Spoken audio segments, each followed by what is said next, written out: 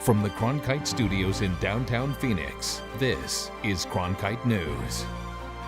We begin tonight with coverage of Senator John McCain's cancer diagnosis. Pathologists found a brain tumor after removing a 5-centimeter blood clot above his left eye.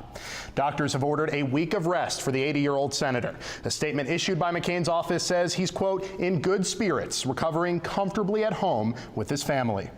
But McCain tweeted this morning, eager to return to Washington, saying, quote, I greatly appreciate the outpouring of support. Unfortunately for my sparring partners in Congress, I'll be back soon, so stand by. But McCain does have a battle ahead of him. Madison Connor learned more about the diagnosis and the reaction from Washington. After announcing the senator's diagnosis yesterday, the McCain family is considering treatment options. According to the National Cancer Society, the 5-year survival rate for patients over the age of 55 is about 4%. But research is being done here in the Valley at TGen. The deputy director of TGen told the USA Today Senator McCain is fighting a very serious, aggressive cancer. Michael Behrens has studied glioblastoma for 30 years and says it grows tentacle-like projections in the brain. TGen is working to figure out how the cancer cells grow and how to target them. Patients are often treated with chemotherapy and radiation. There are people who have been longer-term survivors. About 10% of people survive 5 years or more. It's very tough to put numbers on this sort of thing. This isn't McCain's first run-in with cancer. He's had malignant melanomas removed 4 times since 1993. The senator holds the respect of many, so the news came as a shock. His cancer diagnosis sent a shockwave through the Senate last night. He's one of my dear friends. He's a dear friend to many in this body. And from the bottom of my heart, I wish him and his family well. So does every member of this chamber. Friends and colleagues of the senator believe this war hero has never been one to give up. Senator McCain, as we all know, has never shied away from a fight. And I assure you, he isn't going to back down now. I know the senator from Arizona will confront this challenge with the same extraordinary courage that has characterized his entire life. Over the years, one of the things I always remember him saying to all of us under any circumstances was, keep on fighting. And I know that's what he will do, to keep on fighting. Despite the diagnosis, McCain is staying strong and encouraging others to do so as well. He has called me 3 times this morning. No more woe is me, Lindsay. He is yelling at me to buck up. So I'm gonna buck up. Doctors say Senator McCain will need follow-up treatment, but for now, he's recovering at his home in Arizona. Madison Connor, Cronkite News.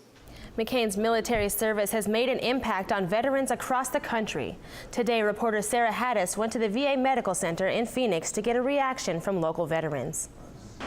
Outside the VA Medical Center, news about Senator John McCain's brain cancer has made an impact on veterans. Regardless of what side you're on, it's still tragic. I think for anybody, him, John McCain included, you're not alone. He's definitely someone who served his country, and I got nothing but good wishes for the guy. Though it is a tough subject, he's a fighter and he will go down swinging. People set aside their politics and support the fight against cancer. You can do nothing but give him deference and wish him a speedy recovery.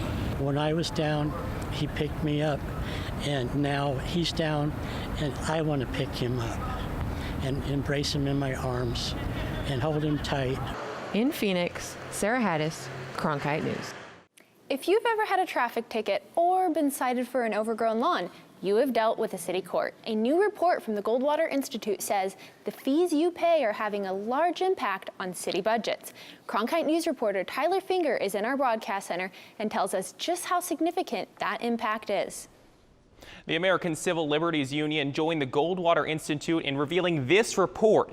In it, they say city courts are influenced by politics and it's affecting your rights and your bank account. Tonight, Arizona's city courts are under scrutiny. The only thing on that judge's mind ought to be making sure you get a fair hearing in court not whether revenues are meeting projections. The report from the Goldwater Institute is questioning city courts' motives. We're taking what are fundamentally minor offenses, mostly traffic offenses, but also a lot of very minor ordinance violations, and we're using this big criminal enforcement hammer to make sure you pay your fines. According to the report, the city of Tempe brought in 2.5 times more money on court fines and fees than they spent on cases during the 2014-2015 fiscal year. The ACLU says it's time to put a spotlight on the issue. We're hoping to see some meaningful change that is through the Arizona legislature. I mean, for example, there were bills that were introduced through the courts that could address some of the problems that were raised in this report, and we're hoping that there's support at the legislature next year. In the report, the Goldwater Institute recommends several ways to fix the problem, like consolidating city courts into county courts and making sure judges answer to the voters, not city leaders. The idea is you take away that political pressure, the ability of mayors and city councils to pressure judges in ways that can affect what goes on in their courtroom. We reached out to the cities of Tempe, Scottsdale, and Paradise Valley. All of them were mentioned in the report. The city of Scottsdale got back to us a short time ago and said the majority of their fines are civil traffic, and those go before a hearing officer who is not appointed by the city council. Quote, there is no pressure for judges to do fines. For more on the report, our team put together a full digital story breaking it down. That's on our website, cronkitenews.azpbs.org. In the broadcast center, Tyler Fingert, Cronkite News. The Democratic candidate who could potentially run against Jeff Flake, Deidre Aboud, received online threats for her Muslim faith. The attacks target her Facebook campaign video that has over 3 million views. Flake tweeted last night supporting Aboud and encouraging her to, quote, hang in there. Aboud answered Flake's tweet and thanked him for his support and leadership. So far, she's the only Democratic candidate running for the 2018 primaries and is the first statewide Muslim candidate in Arizona. Every day, bridges are crossed several million times in Arizona, but some of them may need repairs, and you may not even know it. The reason, they're considered structurally deficient. Chances are you've crossed one. Bridges are everywhere. From I-10 to the I-17. Every day in Arizona, our more than 8,000 bridges are crossed several million times. We have a great deal of confidence in our bridges, but you always have to be cautious. But just like everything else, bridges age. Nationwide, more than 56,000 of them are considered structurally deficient. In Arizona, there's more than 200. While that doesn't mean they're unsafe, they just need attention. It's defined as a structural deficient. It means that it's probably in the plan in the near future to be remedied or to be modified, but it shouldn't stop people from using those structures. This I-17 bridge, which crosses 19th Avenue, was the most traveled structurally deficient bridge in Arizona until May, when ADOT repaired it. The bridge, on average, gets crossed 123,000 times a day. It had damaged girders from overheight vehicles striking underneath the bridge. The girders were damaged. Structurally deficient did not mean it was an unsafe bridge. The technology they used to repair the bridge was a first for ADOT, using carbon fiber strips with a reinforcing polymer to fix the girders.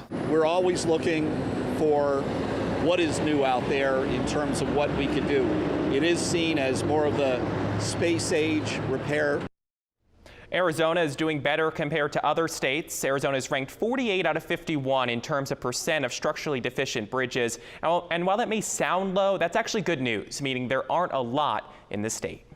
Heart attacks are the #1 killer in the U.S. Once a patient suffers a heart attack, there's no way for that damaged tissue to be repaired. But as Cronkite News reporter Tyler Paley learned, that may not be the case for too much longer. The biomedical engineering field has seen a huge boost in the concept of organ-on-a-chip technology over the years. These chips make it possible for scientists to study real human tissue that act like organs. But ASU professor Mehdi Nika is taking it one step further. He's creating a heart attack on a chip. One day I came up with this idea. Now wait, we have seen heart-on-a-chip models outside, but What if we make the first heart attack on a chip? Nika's invention puts human tissue on a microchip to study the structure of the cells before and after a heart attack. He reached out to Dr. Raymond Magrino, a cardiologist at the Phoenix VA hospital and one of the closest collaborators on Nika's project. Every day, he sees the irreparable damage heart attacks can bring. The purpose of this project is to understand the biology of what happens to cardiac cells during ischemic conditions or when the oxygen level is low. The project is funded through a $500,000 grant from the National Science Foundation over the next 5 years. Essentially, the goal is to create a chip with tissue that mimics the way a heart would act in distress. The ability to put in a very small microchip 3D model what you think is happening on a disease level. And Nika's goal is two-pronged. He wants to research methods of preventing heart attacks altogether, but he acknowledges it's impossible to eliminate them completely. So there might be other solutions in terms of finding more efficient therapeutics. In the early stages of the experimentation, Nika will use stem cells, but down the road, he'll study real damaged tissue. Can we have cells from patients with heart attack and their disease cells, right? And then we can put them inside the chip.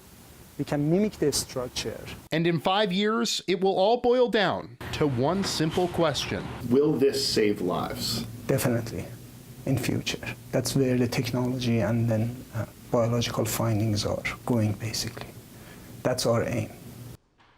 Beginning next summer, Dr. Nika and his team will host summer workshops for high school students who want to learn more about the microengineering field. In the Broadcast Center, Tyler Paley, Cronkite News. And if it happens, how do patients recover from a heart attack? A new device the size of a paperclip could make a difference, as Cronkite News reporter Kevin Cusack has learned.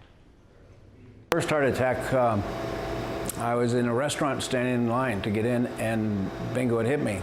Meet David Barnard, a 74-year-old Phoenix resident and heart failure survivor. Barnard has been fighting heart disease for 25 years. I was 50 years old 24 years ago. I had my first heart attack, hit the deck, went running to the hospital, did a triple bypass. Things went very well for a long period of time. I was in good shape, fit, still exercised after the rehab, and things went along for years. In 2006, I had another heart attack and had a double bypass. To help monitor his condition, Barnard's doctor wanted to implant a CardioMEMS HF system. The sensor is about the size of a paperclip. Surgeons implant it through a catheter in the heart's pulmonary artery. So this device has been shown that it can pick up early sign of accumulation of water in the body so that the physician can interfere early on, get rid of that excess fluid, and by doing that, prevent the patient from going into the hospital. The device measures the pressure and transmits the data to the physicians. Basically, the device can talk to a monitoring device in the patient bedroom, which is usually placed in this monitoring pillow.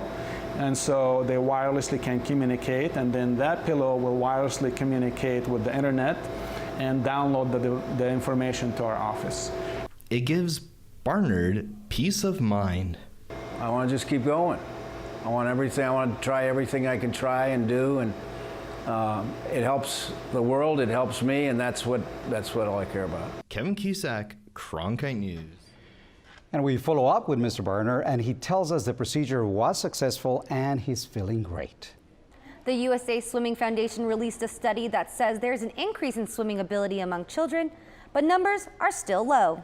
Cronkite News reporter Holly Bernstein went to a USA Swimming Foundation pool partner here in Phoenix to find out what they are doing to help.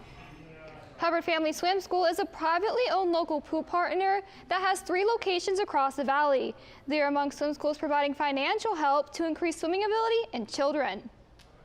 She loves to splash, and she just has a great time with all the other kids. Megan Williams and her 1-year-old daughter Maddie are regular attendees at the Hubbard Family Swim School. The swim school is part partnered with the USA Swimming Foundation, which releases a new study every 7 years. The USA Swimming Foundation announced a 5 to 10% increase in swimming ability among children, but there's still a lot of work to do in order to save lives in the water. According to the 2017 study, nationally, 79% of children in families with household income less than $50,000 have no or low swimming ability. The USA Swimming Foundation aims to provide 1 million free and cost-reduced swimming lessons to kids around the nation, all while teaching the importance of swimming lessons. Locally, the Hubbard Family Swim School partners with the USA Swimming Foundation to provide scholarships. Owner Bob Hubbard says more than 125 kids at their school are on some form of scholarship right now. Every once in a while, if a child comes in here to our swim schools and needs scholarship help, we're always willing to do that as much as we can. In their latest report, the Arizona Department of Health Services says drowning is the leading cause of death among Arizona preschoolers. 99 deaths were reported among children aged 1 through 4 years old from 2010 to 2015. While Williams does not receive a scholarship, as a mom, she says it's important for kids to learn how to swim, especially here in Arizona. In particular, just with the drownings and issues that we have here, but just to get them as comfortable with the water as soon as possible is really important for kids. The study also found other factors that contribute to the lack of swimming ability, including a child's fear of water and whether or not their parents know how to swim. Holly Bernstein, Cronkite News. We're getting our first look tonight at rescue footage from last week's monsoon storms. Maricopa County Sheriff's Office deputies' body cameras were rolling as they rescued multiple people. Cronkite News reporter Tyler Finger spoke with one of them today, and he reports tonight from Lake Pleasant. On a clear day like today, officers are on the water offering help to anyone who needs it. But last weekend, when the monsoon storms rolled through and people were reported in the water, it was an all-out effort to find people and save them. For several heart-pounding minutes, MCSO deputies searched the water. It's a scramble. I mean, you have to check everywhere. Deputy Sheriff Jacob Bowes was looking for anybody who needed help during the height of last weekend's storms. If we were a minute late, she probably wouldn't have made it. As 8-foot waves crashed against their boats, they pulled multiple people to safety. We ended up rescuing both of them off the boat.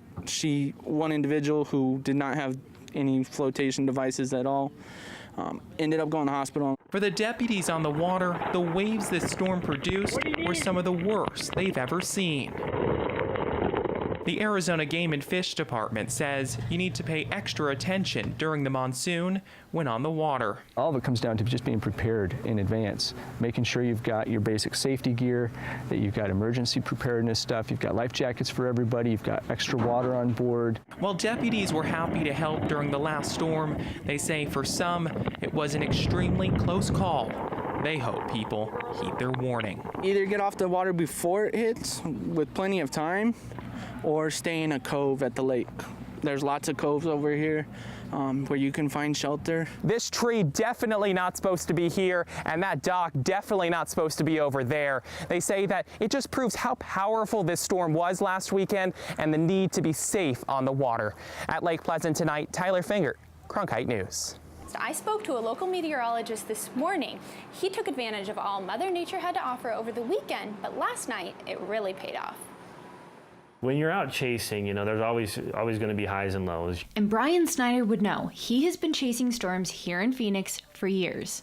I'd say the low yesterday was driving down to Marana, you know, and watching what looked like a really pretty storm, you know, dissipate as soon as I got there. But despite that, when I came home last night, I knew I had caught something special. He was able to reposition and caught a microburst right outside of Coolidge. To me, seeing that storm, hearing that storm, and seeing how long it lasted, I think was definitely the high point of the night. And most importantly, Snyder's guess for the predicted monsoon weather tonight? You know, I'm not so sure about today. He says typically after a big weather event like last night, it can take the atmosphere some time to recharge, so to speak. However, sometimes the monsoon will just throw you a curveball, and when you think you're inside watching a movie, next thing you know, a big storm pops up over your house, and you grab your bags and you're out the door again. And as for the week ahead, seems like it's just gonna hang out here for a while, so that's a good thing. Snyder says the success he found last night reignited the fire within him, reminding him why he does this. Well, with his optimism for the Storms in the week ahead, we certainly look forward to what else he may capture. In Phoenix, I'm Emily Bloom for Cronkite News. Murals are a common sight in downtown Phoenix, but this new mural popping up has a deeper message. Blakely McHugh shows us the connection it has to a local charity. In the Arts District of downtown Phoenix, a new mural is appearing. Located behind Circle K on Roosevelt and 7th Street, the mural is hidden in location, but clear in its message. The mural's theme is Life Without Limits, how members at the United Cerebral Palsy of Central Arizona are able to live life to the fullest, even with disabilities. So this mural represents that journey of taking them through the challenges that go with the diagnosis that they have, and helping them to be independent. Some of the characters in the mural represent actual members going through therapy at UCP. Pieracini says it's more than just a painting, it's symbolic. Butterfly wings symbolize that. We see them come with the challenges and all the issues that go with a disability, and we see them change and blossom just like that little girl. The mural not only represents kids who've benefited from UCP, but it also represents the 30-year partnership between Circle K and UCP. It's profound. Actually, Circle K's help is profound. Circle K raises money for UCP through in-store canister collections. They also host various events to raise money for the center. Circle K says it raises over $5 million each year for UCP of Central Arizona, UCP Southern Arizona, and Opportunity Village in Las Vegas. I am the director of the program, and I know that we wouldn't be able to hold to our standard of excellence in serving individuals if we didn't have the funds that came through. The masterminds behind the mural, Ramon Reyes and Jose Andre Giron, say this mural is unlike any other in downtown Phoenix. Well, this one has a specific message, and that is to give kids and adults with disabilities a voice in our community. The artists hope to have the painting finished by the end of August. In Phoenix, Blakely McHugh, Cronkite News. Now, this mural is one of 4 that will be put up. The others will be located on the left and right sides of the mural, along with the United Cerebral Palsy downtown building. A former Arizona Cardinal is using mixed martial arts techniques to try to make football a safer game. Cronkite News reporter Annika Walters tells us how this curriculum is keeping players safe. That's right, Patricio. You've heard the phrase, get your head in the game, but at this Safe Football Camp, high school players are learning new ways to block and tackle by taking their heads out of the game. The Safe Football Camp for high school offensive linemen in Phoenix may be one of the quietest versions of the sport. The whole idea is to try to slow the process down. It's not a typical football practice. No screeching whistle or loud crunches of pads and gear. It's more like a discussion. I want to intercept it with my backside. Former Arizona Cardinals center Scott Peters founded Safe Football in 2012 after he realized mixed martial arts techniques he was learning off the field could be used on the gridiron. Look, I just do this. It's part of my release every time. The guys are going to generate more force. They're under greater control. And most importantly, with all the concussions that go on, trying to take away the head from contact. According to a 2011 study published in the American Journal of Sports Medicine, football is consistently the high school sport with the most concussions. But Deer Valley High School offensive lineman Joey Ramos and his father Jaime, Deer Valley's line coach, say no concussions have occurred on their line after learning to play safe football. 0 concussions that I've had. That's a big thing for me.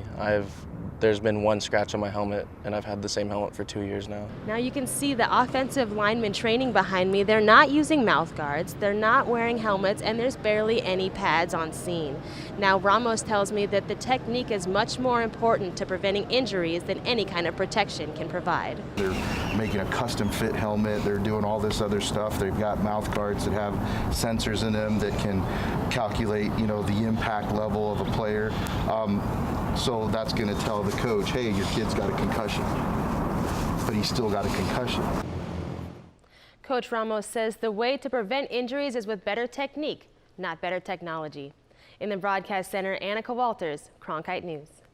Prostate cancer is the 3rd leading cause of cancer-related deaths for men in the U.S. However, Cronkite News LA reporter Victor Keys tells us about an organization that's dedicated to battling this dreaded affliction. Illnesses such as cancer often bring together large groups to fundraise. But for the organization Many vs. Cancer, an affinity for sports draw more troops to the battle against the deadly disease. The idea is to allow people to group up with other people who are like them. So maybe people who are all runners, people who are all bikers, and just be like mini cyclists, mini runners versus cancer.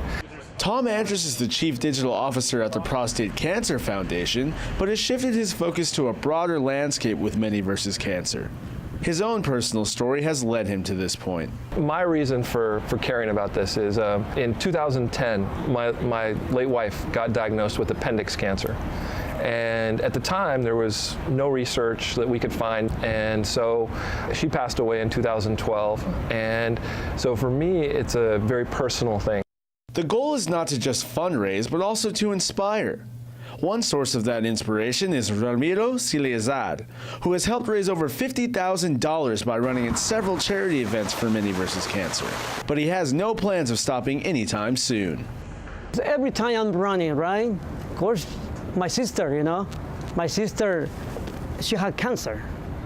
My twin, of course. I'm thinking about her. I'm not running with my legs, I'm running with my heart.